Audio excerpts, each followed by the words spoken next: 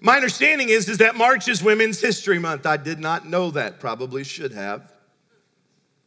But to set the tone for where we're going today, I thought I'd just share a few stories behind some truly history-making women and kind of tie it to the subject matter that we're going to deal with today.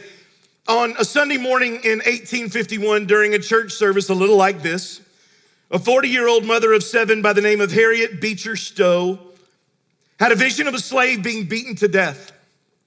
It was so real, it was so vivid to her that she could not stop weeping for days on end. Days after her vision, she began writing a book that we now know as Uncle Tom's Cabin. That book was released 170 years ago last Sunday and sold out its initial print of 5,000 copies in just 2 days. That's really saying something because there was not a lot of advertisement back then. And to this day, statistically, only 3% of all books ever sell over 5,000 copies. The book was banned in the South, but sold 300,000 copies in its first year and went on to literally prick the conscience of a nation. Millions of copies would be sold, and it's argued by many historians and scholars that no other book except the Bible itself has changed the course of history more definitively than Uncle Tom's Cabin. Harriet Beecher Stowe would devote much of her time, talent, treasure to the abolition of slavery, and when she finally met Abraham Lincoln a decade later, who we know initiated the Emancipation Proclamation, it is purported that when he met her, he said to her, quote, "So you're the little woman who started this great big war." On November 5th, 1872, a woman by the name of Susan B. Anthony cast a ballot in Rochester, New York for the presidential election. She was promptly arrested and convicted for voting illegally. And she would go on to devote the next 50 years of her life to a cause that was once considered a crime, women's right to vote. Can you imagine? She didn't live to see the 19th Amendment passed, but her dream and lifelong work was the key catalyst that gave one entire half of the American population the right to participate in this sometimes flawed but incredibly beautiful thing that we call democracy. One more. On December 1st, 1955, a seamstress by the name of Rosa Parks boarded a Cleveland Avenue bus, and when she was asked to give up her seat in the colored section, Rosa refused. She took a stand, and by remaining seated, I always loved her quote. She said, "People always say I didn't give up my seat because I was extremely tired that day, but it wasn't true." Rosa said, "The only thing I was tired of was giving in." Well, welcome to Campus Church and to part 3 of our series, The Lies That We Believe. And I shared these 3 historical profiles of courage to basically say that in our lives, if in our lives we have a dream and we truly desire to see meaningful change occur in our lives and in the lives of the people around us, it will always follow the same course. A meaningful change will start with a dream. It is fueled by courage to actually make a move, and then it will require you to stay the course until the job is finished. Hold on to that thought. We're going to come back to it in just a second.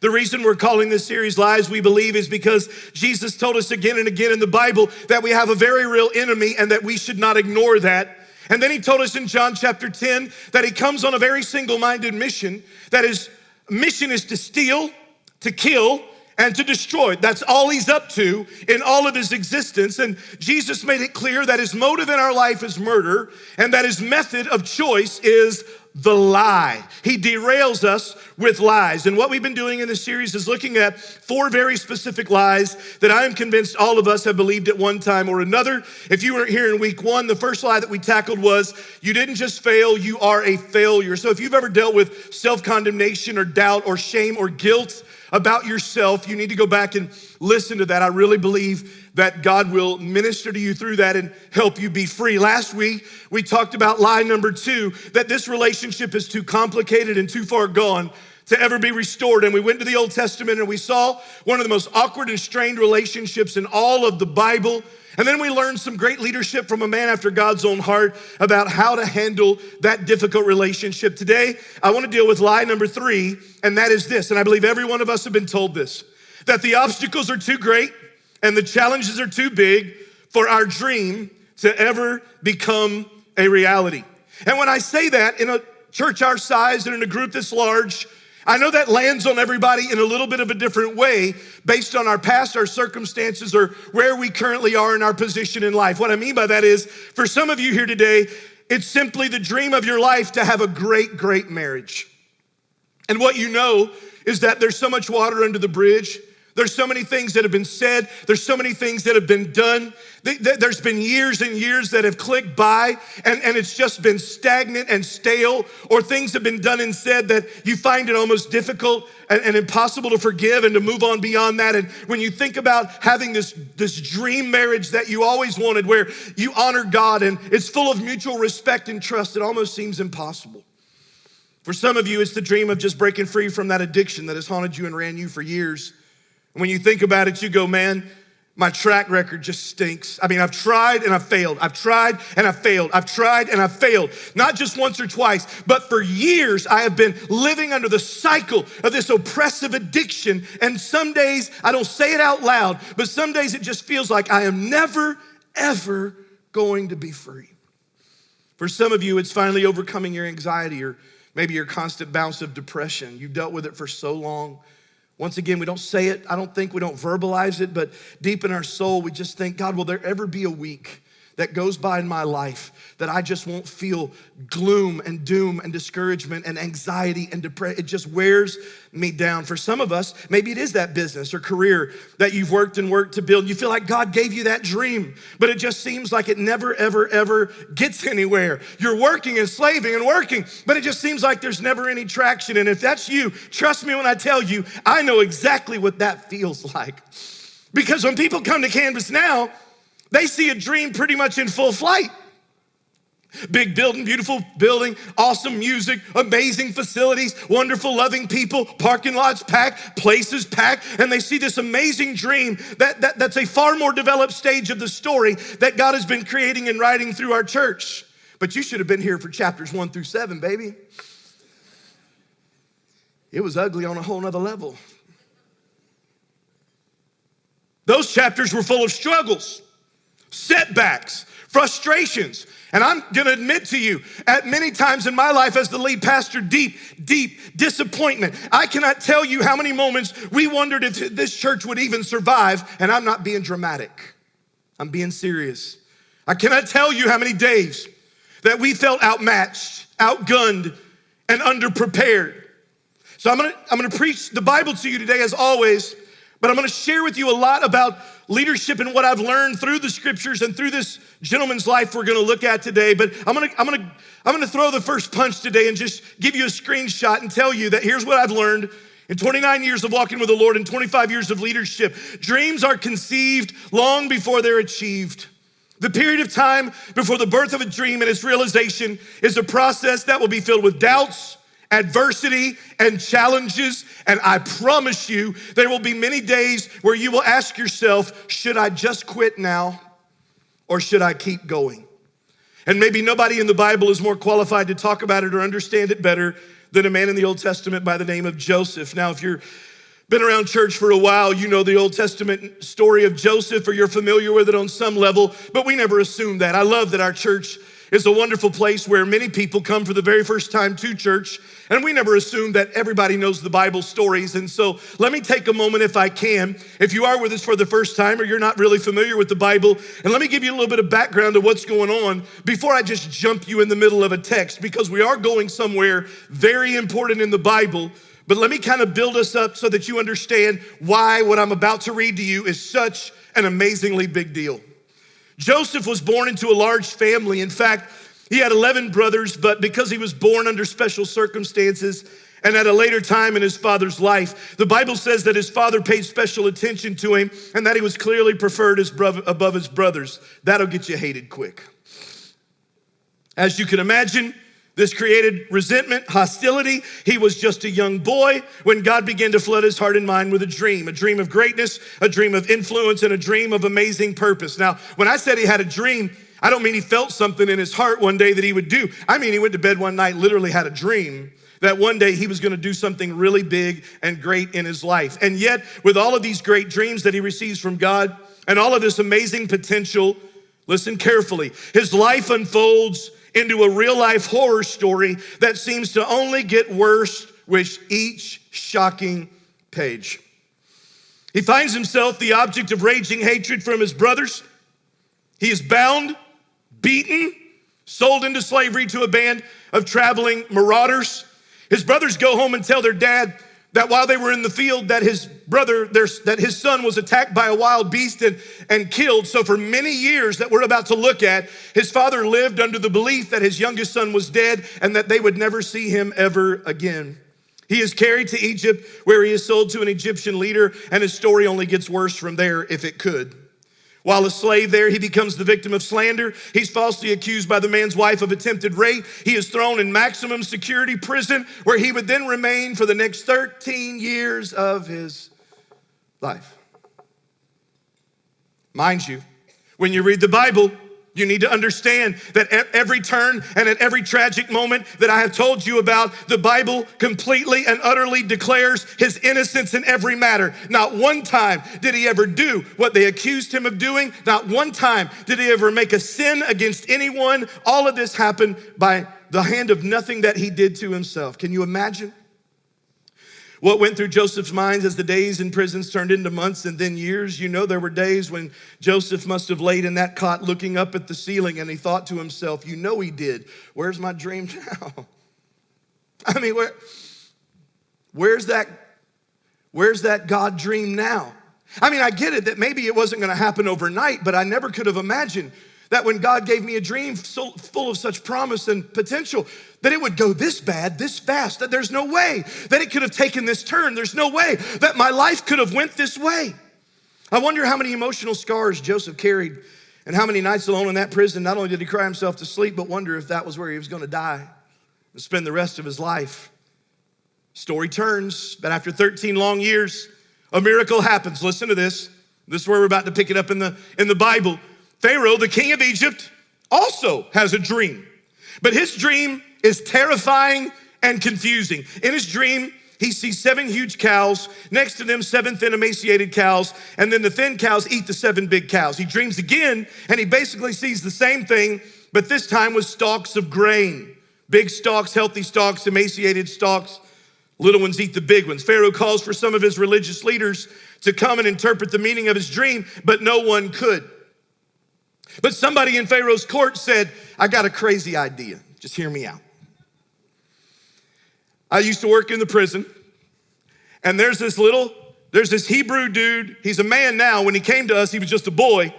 But now he's a man, and there are people inside the prison that would have dreams, and there was something about this guy that he could interpret dreams, and he's always spot on. I know what I'm saying. I know I'm asking you to bring an inmate to the palace and to talk to this inmate, but you're desperate and your dreams are terrifying and we don't know how to interpret them, and I'm just saying you ought to give it a shot. Pharaoh says, look, at this point I'll try anything. They go and they get Joseph, and this is where we pick up the story in Genesis chapter 41. Now, I got a lot of Bible today. I'm just gonna read straight through, but just stick with me. We're gonna put it on the screen for you. And here's what I'm gonna do. When I get done reading, I'm gonna show you 4 observations out of the story. And then at the end of it, we're gonna learn 4 leadership lessons that Joseph, I think, tells every one of us about how to wait on the dream effectively and efficiently, and to be able to see it through what God wants to do in and through our lives. Here we go. Genesis 41.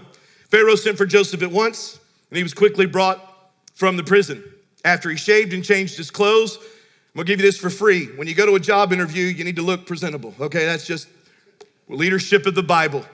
I have to say that now because I've seen some young people go to job interviews and I'm like, bro.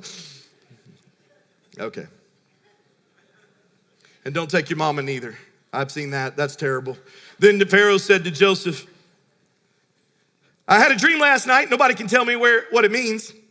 But I've heard that when you hear about a dream, you can interpret it. After hearing the dream, Joseph responded, both of Pharaoh's dreams mean the same thing. God is telling Pharaoh in advance what he's about to do. The 7 healthy cows and the 7 healthy heads of grain both represent 7 years of prosperity. The 7 thin, scrawny cows that came up later and the 7 thin heads of grain withered by the east wind represent 7 years of famine. This will happen just as I have described it, for God has revealed to Pharaoh in advance what he is about to do.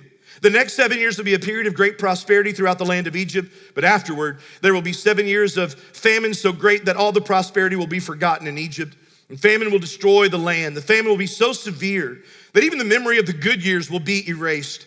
As for having two similar dreams, what it means is that these events have been decreed by God and he will soon make them happen. Therefore, Pharaoh should find an intelligent and wise man and put him in charge of the entire land of Egypt. Then Pharaoh should appoint supervisors over the land and let them collect 1/5 of all the crops during the 7 good years. Have them gather all the food produced in the good years that are just ahead. Bring it to Pharaoh's storehouses, store it away, and guard it so that there will be food in the cities. That way, there will be enough to eat when the 7 years of famine come to the land of Egypt. Otherwise, this famine will destroy the land. Watch this. Joseph's suggestions were well received by Pharaoh's officials, and Pharaoh asked his officials, I love this, can we find anyone like this man so obviously filled with the Spirit of God? Then Pharaoh said to Joseph, since God has revealed the meaning of the dreams to you, clearly no one else as intelligent or wise as you will be in charge of my court, and all my people will take orders from you. Only I sitting on the throne will have a rank higher than you. Stop for just a minute. Remember, he's talking to inmate 7100543. Cell block D, okay? They just brought this cat in his it's my sermon, just hang with me, okay? Orange jumpsuit.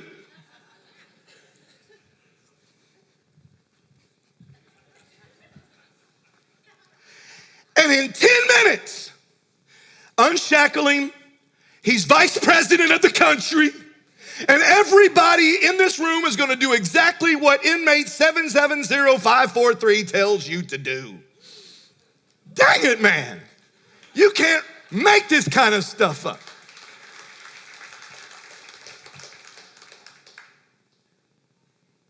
Pharaoh said to Joseph, I hereby put you in charge of the land of Egypt, all the land of Egypt. Then Pharaoh removed his signet ring from his hand and gave him some bling. Placed it on Joseph's finger. Dressed him in his finest linen clothes. Hung a gold chain around his neck, more blings. Then he had Joseph ride in his chariot reserved for second in command. He said, load him up in my whip. I'm gonna ride him all over town. My Bentley limo, so that everybody can see who this cat is. And it was so that on that day, Pharaoh put Joseph in charge of all the land of Egypt. Now look, if you just stopped and we just prayed and we just called it a day, you could read that and just go, man, good Lord, God is good. I mean, it's pregnant with purpose in and of itself, but we're gonna go deeper because I really believe there is some wisdom that is happening here in the Bible that we are gonna need in our life as we pursue the Lord and pursue the purpose he has for our life. It's one of the most amazing stories in and of itself, but how he goes from privileged son to pit of slavery to the palace of Egypt. I mean, dude, I don't know that anybody in the Bible is more qualified to teach us about dream resilience than Joseph himself. And so here we go.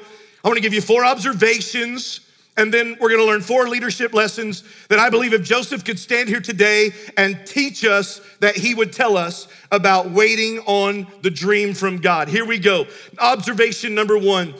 Well, here's what I see. You must never give up on the dream, even if your dream doesn't start well.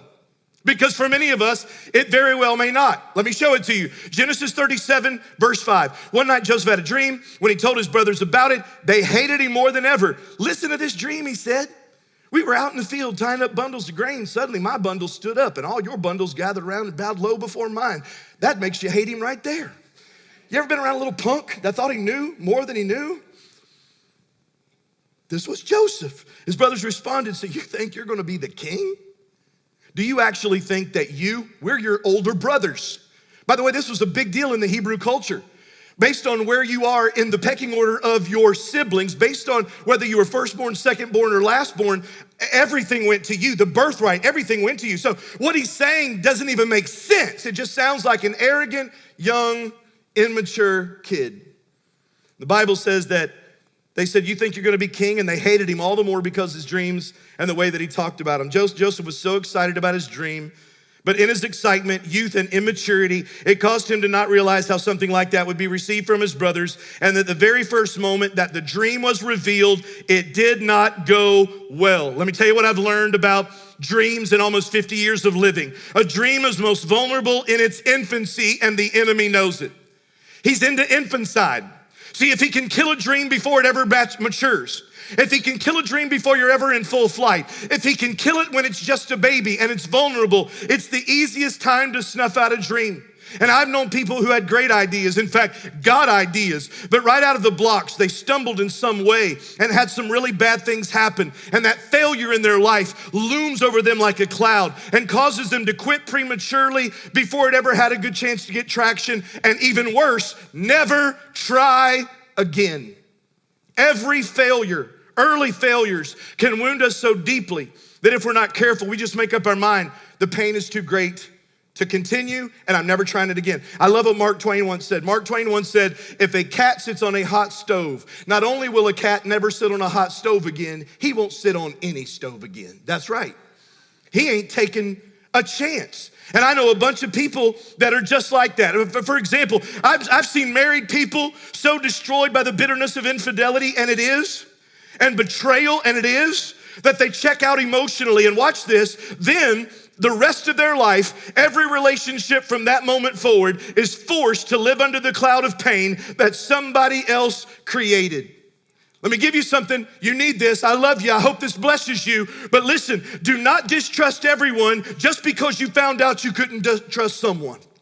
Don't make every day of your life pay for what happened to you on one bad day of your life. It may have been bad, but you can't live the rest of your life held hostage by that bitterness and that hurt. See, it's okay to have hurts. We all do, but you cannot let your hurts have you. Because if your hurts have you, you'll distrust everyone. And you use these generalities and you'll say, all men are pigs. No, they're not. All women cheat. No, they don't. All pastors are bad. No, they're not. All people are liars. Not true. And we speak in generalities because the devil has hurt us so deeply and we've been wounded by that early failure that we just kind of give up emotionally on anything, or worse, make other people pay for what happened in our life that was just a bad day. We've got to be careful. It's okay to have hurts. You're gonna have more. I'm gonna have more. It's part of life, but you cannot allow your hurts to have you. Surrender that pain to God. Let the Holy Spirit heal in you what needs to be healed, because there is too much good left to experience and the dream that God has for you is still alive. Number 2, never give up on the dream even when everybody doesn't see it or support it, because you can't expect everybody to celebrate what you celebrate. They don't see what you see yet. Let me show it to you. When Joseph tells the dream that he had to his family, you know the reaction. They shoot him down. Verse 8 and verse 10, both his brothers and even his father says, you really think your dream is real? I mean, you really think one day you're gonna lord over us? That's ridiculous and nothing more than wishful thinking from the wild imagination of a young boy. Today's message is full of leadership, and I think the Bible's the greatest leadership book that's ever been written. But let me just tell you that leadership by nature means being out front. And it sometimes means that you see things that other people just do not see yet. And when you're the first one out, you always get the bullets, and you need to know it. The first guy through the wall always gets the bullets. The first woman through the wall always gets the bullets. It's the nature of leading something that other people don't see. I have learned in my own leadership life, 25 years of doing this, that if you have a new idea or a different idea and you try to introduce in something that nobody has seen yet, it will almost always be met with resistance, because people tend to reject what they do not understand. But a strong leader with a vision sees it first, fights for it every day. Then once it becomes reality, something really amazing happens. Even those people that fought you over it will now celebrate and thank you for staying the course. If you knew, oh my God, if you knew how many people got so mad at me because of our church. They have been in the lobby. If you've heard, I've told you this for years, if you've heard some of the things that were said to me, people would chew me out in the lobby, get in their cars and peel out of our parking lot. And you go, really, at church? Yep, it's too loud. Turn this crap down. Too many TVs in this church. I'm like, what? What has that got to do with too many You're worried about TVs, bro? What's up with these lights? Why is so much fog in here? Why we gotta do that? Why we gotta do that? And there have been moments that I've had to stand there and I've had to look them in the eye with as much humility as I can and say, bro, I didn't build it for you. Because if you die on your way home, one day I'll see you on the other side. I build it for your children, your grandchildren, your great-grandchildren, because they're nowhere near the church of Jesus Christ. And if you can put up with a little bit for your children to come to Jesus, would you help me do that? Come on now. And what I've learned is that I had to fight for something before they saw it because they had never seen a church like this. Heck, I'd never seen a church like this. All I knew is that God put a little something in my heart. We pursued it with all we could, and it has transformed to be what God has called it to be. But I had to take some bullets on this side. But what I find interesting is that all of a sudden, they'll come to you in the lobby with tears in their eyes when a row is full of their children, grandchildren, and they're serving in the church and singing and in the band and in Men of Honor, and they say, thank you for not listening to me because God has moved in my family. That's me, but whatever it is for you, I'm just telling you, if God gives you a vision and nobody sees it yet, don't expect for you to tell it to everybody and they go, whoa, whoa, whoa, this is awesome. Cannot believe you're the first one to see this. They're gonna go, you've lost your mind, dude. They're gonna go, man, you know how many people have tried something like that and it doesn't work? Leadership, maybe the reason, here's a thought. Maybe the reason it's never been done before is because it was God's will for you to do it. And because his destiny was for you to fulfill it, and now the timing is right, and God has called you and emerged you out of the crew to be able to forge ahead for his kingdom. Maybe it's your time. Don't expect everybody to always celebrate it because they won't. But you have to stand there with humility and fight the good fight, stay the course, and do what God has called you to do. He's not just a promise maker, he's a promise keeper. He'll see it through. Number 3, never give up on the dream even when there are unexpected twists and turns because they're coming. Lots of them are coming. When we started this church almost 14 years ago next month, you should have seen the script I wrote for our church. It was amazing. Brilliant, if I do say so my dang self. I wrote it out. I started the church and I laid it before the Lord and I said, oh God, have you read this?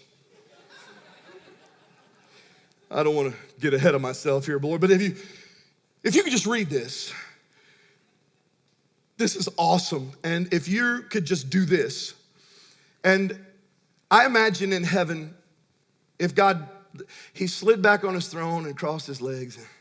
He laughed so loud it probably shook the earth. And then he took my little crumpled, messed up, and he just incinerated it with one little finger and burned it up and threw it in the corner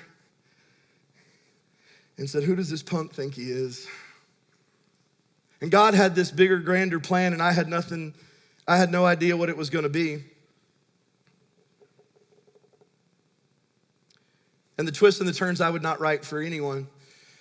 I would not want for anyone. But I look back now and I see such of the wisdom and the amazing glory of God's grace in the story. Good days, bad days, good days, bad days, good days. Let me show it to you in the Bible, can I? The saga of Joseph's life and dream is a roller coaster of events and emotions. I know what it's all about. Watch this. God gives him a dream. That's good. It's really good. Well, his family rejects it. Dang it, that stinks. His brothers could have killed him, but they didn't. That's really, really good. But then they sold him into slavery. Dang it, there it is again. Terrible day. He finds favor in Potiphar's house when he gets to Egypt. That's fantastic. But then his wife gets the hots for him. He rejects her, and she falsely accuses him of rape. Shoot.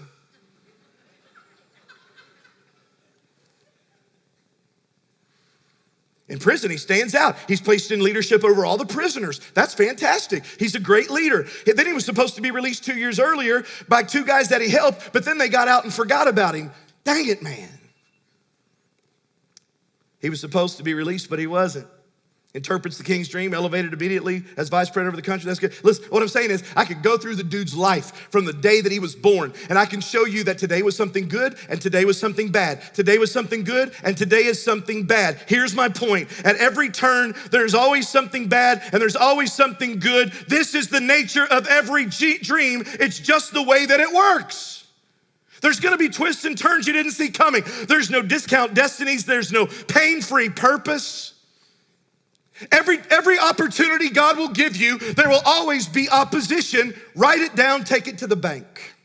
I'll show it to you in the Bible in another place. New Testament, 1 Corinthians chapter 16, verse 9. Paul is writing to the church at Corinth about an upcoming visit he's gonna make, but he says, I can't leave Ephesus yet. And then he says something that I've learned again is the nature of every dream. Here's what he says. For the present, Paul said, I'm staying right here in Ephesus because there's a huge door of opportunity for a great work that's opened up to us. God's done something amazing. We have an opportunity like I've never seen before. Oh yeah, but there's also an ever-growing opposition. It's the way it is. Every great opportunity will always be accompanied by great opposition. Do not live pessimistically, but we cannot be naive either. Expect some resistance. Trust that whatever comes up, God will make a way around it. There's gonna be some really good days in the pursuit of your dream, and there's gonna be some really terrible days in the pursuit of your dream, but I have learned to never give up on a down day. In fact, I'm gonna just give you that for free. One of the leadership principles I live by in my life completely is that I never make big decisions when I'm emotionally vulnerable, down, or discouraged. You will regret it. There are times that I am called on to make big decisions, but there are days that I will table those decisions to another day because I have learned in my life that I'm not emotionally prepared to make a big decision. Every time I've ever made a big decision, when I was emotionally vulnerable, I have lived to regret it, and so have the people that work for me and around me. Don't do it. Don't give up on a down day. Don't give up on your dream on a down day. It's just a day. The sun will come up tomorrow, and God is still good, and the dream is still alive. Number 4. Go ahead, you can clap for that. Number 4. Never give up on the dream, even when it feels like it may never happen, because I promise you in the process, there will be a day that you will think that. It's never gonna happen. 23 years passed. 23 years, y'all, passed between the time that Joseph had his dream and the time that it was fulfilled. You know that there were moments where he thought, how in the world will I ever go from, you know he had to think, I'm a prisoner. I'm in prison. How will my dream ever come alive if I'm going to be a prisoner for the rest of my life? But in the end, in one day, in one moment, God brought the dream to life. It happened just as God showed him that it would. Joseph did indeed rule over his family. He was indeed reconciled with his brothers, and he did save not only the nation of Egypt, but he saved the entire nation of Israel as well. You have to believe there's a way, even when it may not be visible today. I'm gonna give you a principle right here. You need this, screenshot it. Here's the problem with God. Timing is far more important than time, and we hate that. We hate that. Let me tell you why I know we hate that. Because I've been next to you at red lights when there was a car ahead of you, and it turned green, and they didn't press the accelerator in 0.0045 seconds. And you went, I'm a prophet. God gave me the gift. I don't know. And I know what you said in the car. We said, get off their phone, go, man. Right? Because I am a fellow road rager. And if you think I'm something, my wife will put all of us to shame, bro. I'm just giving you a warning. If you see a little white Explorer running around with a canvas tag, you're warned, okay? Just don't cut that car off, bro, because my wife will lose her mind. I had to pull over on the side of the road, lead her back to the Lord. I mean, because I felt like that what I just witnessed may have disqualified. No, I'm kidding. That's not Bible. But she's a world-class road rager. There's no doubt about it. You know why? Because all of us are impatient. We don't like to wait on anything. We don't like to wait on anything. There is an instruction on the back of a Pop-Tart box that will walk you through the steps to microwave your Pop-Tart. We can't even wait on the toaster. You can wait 60 seconds, or you can zap fry that sucker in 3 seconds and be enjoying this delicious strawberry Pop-Tart in just seconds. We are just impatient creatures. And the problem with us when it comes to dreams is that we always overestimate what God will do in 1 year, but we grossly underestimate what he'll do in 10, but we don't have patience to wait enough. God is a long thinker. God is not just a big thinker. God thinks long. That's why the Bible calls it seed time and harvest. There's seed time and harvest. Seed time and then harvest. It takes time for that thing to mature and develop, and we hate that. Let me finish it. With God, timing is far more important than time. Just because the tide is out doesn't mean that there's any less water in the ocean. It will shift and turn when God sees that it's ready. But we want it now. All right, how do we wait? Because that segues right into this. How do we wait? because we know we're gonna have to wait. We know we're gonna have to wait. What would Joseph say to us? No one more qualified in the Bible, in my opinion, than Joseph. What would Joseph say to us about how to wait? 4 leadership lessons. You need these. Number 1, Joseph would say, you better train yourself to look for and celebrate God's favor even in the little things every day. Train yourself to look for and celebrate God's favor even in the little things. So often we forget just how much God really has blessed us and protected us. And when the big things we're praying for and dreaming for aren't happening. All through Joseph's story, you will see this phrase repeated. But Joseph found favor with God. Even in some terrible circumstances, God was still working for and fighting for Joseph. I promise you, no matter how difficult your situation seems to presently be, I promise you that if you look around, you will see the hand of God everywhere in your life, still providing, still protecting, and still moving in your experience. Don't let what you don't have blind you from seeing and praising God for what you do. We had to teach ourselves this when we were in that little cafeteria, man. 2.5 hour setup and tear down little bitty building. I mean, it was terrible. It was just absolutely horrific. I remember walking in telling my wife, if the church is gonna die, it'll die in this room. I'm in it, I'm serious. And so we learned to celebrate every little thing. If 50 people showed up that day, we just said, oh man, 50 people, they could be anywhere, but they're here listening to the word of God and growing. If volunteers showed up to serve, we said, oh, thank God they're here to serve. If one person got saved, it was like 1,000 got saved to us. We just kept reminding us, we're gonna show up and go to work today. And if we just show up and go to work today, maybe God will use our faithfulness and something fruitful will happen. And every time it did, we just said, to God be the glory. It's worth it, and we're gonna keep doing it. And because of it, now we go to a church where 200 people in a few months have gotten saved. Oh man, we never dreamed in a million years anything like that would happen. But you gotta remind yourself that even in the little things, God is with you and for you. Number 2, Joseph would stand here and he would say, while you wait, you need to develop yourself daily, even in the down times. You need to develop yourself daily, even in the down times. Watch this. Joseph was working on his leadership and his ability every day. No matter where he found himself, Joseph rose to the top. When he was a slave in Potiphar's house, he was promoted to a state overseer. When he was in prison, he was elevated as facilities and inmate supervisor. You could not keep this guy down. And here's what I've learned about great leaders. Highly effective people are not brought into notoriety because of some stroke of luck that happened to them one day. They stand out because of what they did every day in obscurity for years when no one was watching or even cared. They crafted their skill. They worked on their ability. They took what God gave them and they read books and they put themselves under mentorship and they developed the gifts and the skills and the potential that God gave them. And one day when God finally matured those gifts, skills, and ability, he brings them out of obscurity into a place of prominence and notoriety because they're ready for it now. Take a screenshot of this. Faith means that you're always working on it while you're waiting for it. Faith means you're always working on it, even while you're waiting for it. Prepare yourself today for the kind of leader that you will need to be when that thing you're praying for arrives, because it will bring responsibility and it will require your best. The worst thing that could ever happen to you is for God to bring you to the fullness of a dream prematurely before you're ready for it, because the weight of it will crush you.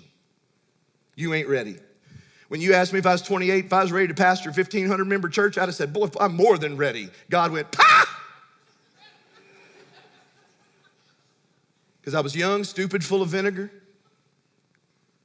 You think I'm wired now, baby. You should have seen me at 28, son. Fire and stupid.